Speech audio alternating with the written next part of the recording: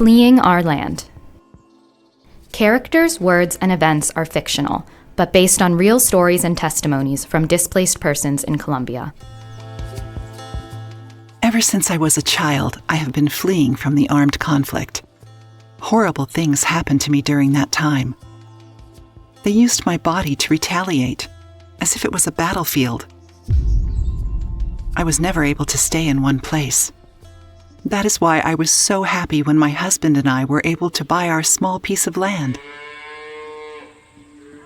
I'm very happy to live on it. I say it is all we need, but life has taught me many things, such as that nothing is easy in life.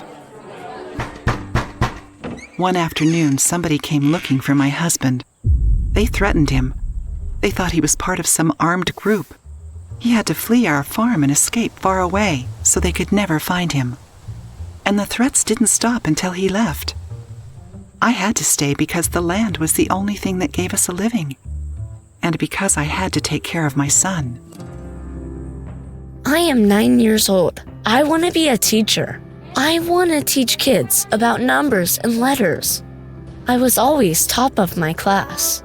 And what I like most about school is spending time with my friends.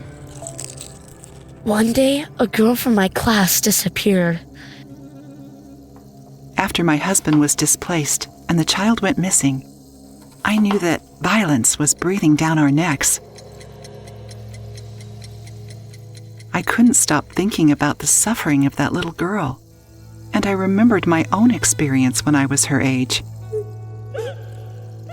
If they were taking kids, they wouldn't be long in recruiting my son for the conflict. We fled the village so they would not recruit him. I was so sad because to become a teacher, I had to study first, and I didn't know when I would be able to go to school again. Besides, I was going to miss my friends so much.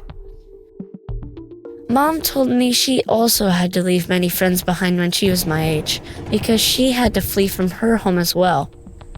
There is no peace. I have never been able to sleep peacefully without worrying somebody is going to hurt us. I feel so tired of always looking for a place to go. It's as if I was born running and my legs were already tired of moving.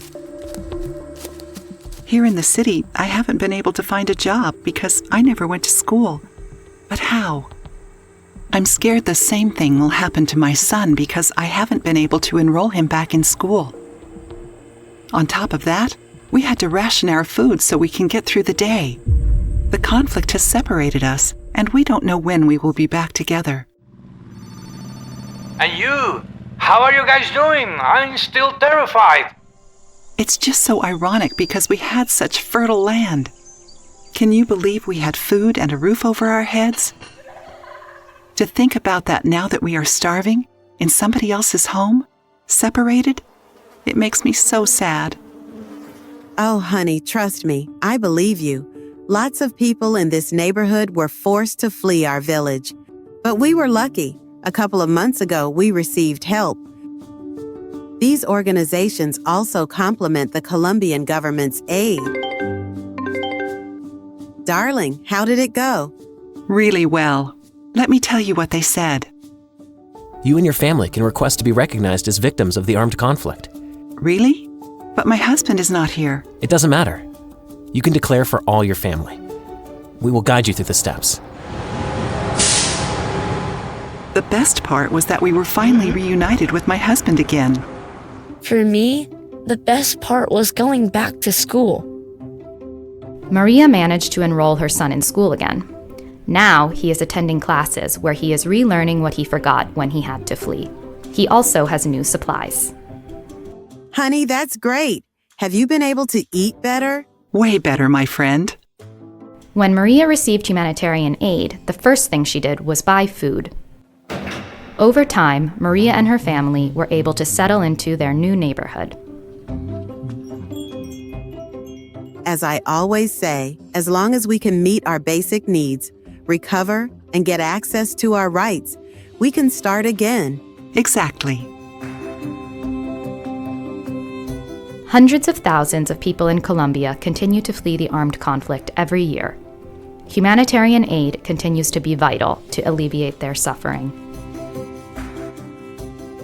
This production was funded by the European Union and carried out by the Norwegian Refugee Council.